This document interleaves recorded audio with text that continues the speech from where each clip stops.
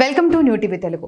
Chandrababu YCP అధినేత జగన్ ను ముప్పు తిప్పలు పెట్టేందుకు ఎప్పటికప్పుడు ఎత్తుకు పై ఎత్తులు వేస్తూ వస్తున్నారు. అందుకే 2014లో పవన్ కళ్యాణ్ నరేంద్ర మోదీతో స్నేహం చేసిన చంద్రబాబు 2019 ఎన్నికల్లో వారిద్దరిని పక్కన పెట్టేశారు. తాజా ఎన్నికలలో ఎలాగైనా జగన్ ను గద్దె దించాలని తిరిగి అదే పవన్ కళ్యాణ్ మోదీతో పొత్తు పెట్టుకొని జగన్ ను గద్దె దించారు.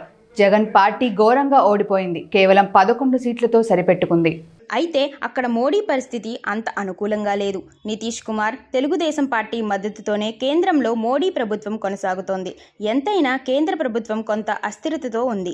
జాతీయ రాజకీయాల్లో ఏదైనా జరగవచ్చు అన్న ప్రచారం నడుస్తోంది. ఈ విధంగా చూస్తే లోక్సభలో 4 ఎంపీలతో, రాజ్యసభలో 11 మంది ఎంపీలతో జగన్ అత్యంత కీలకమైన పాత్ర పోషించవచ్చు.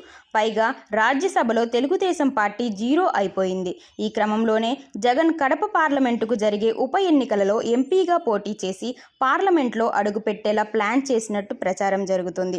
జగన్ 2011లో జరిగిన కడప పార్లమెంట్ ఉప ఎన్నికలలో ఎంపీగా రెండోసారి గెలిచారు. 2009లో కాంగ్రెస్ నుంచి కడప ఎంపీగా గెలిచిన జగన్ ఉప ఎన్నికల్లో మాత్రం వైసీపీ నుంచి ఏకంగా 5.5 లక్షల మెజార్టీతో రికార్డ్ క్రియేట్ చేశారు.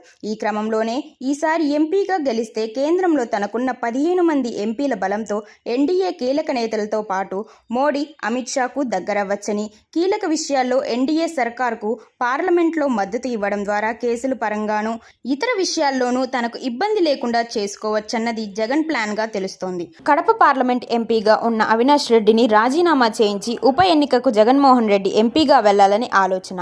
మోడీకి సన్నిహితంగా ఉంటే ఇటు రాష్ట్రంలో తెలుగుదేశం జనసేన అటాక్ నుంచి కొంతవరకైనా తప్పించుకునే ఛాన్స్ ఉంటుందన్నదే జగన్ ఆలోచనగా తెలుస్తోంది.